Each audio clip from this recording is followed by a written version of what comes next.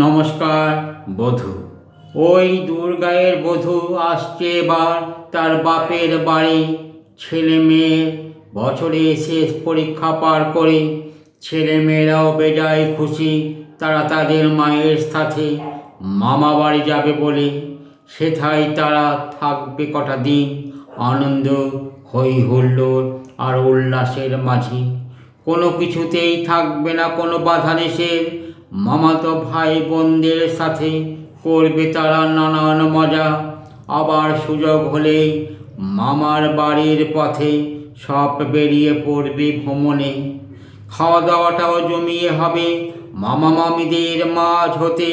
নতুন নতুন পোশাকে সব ফিরবে নিজের বাড়ি। ওই দুর্গায়ের বধূ আসছে এবার তার বাপের বাড়ি ছেলে মেয়েদের সাথে করে। নমস্কার।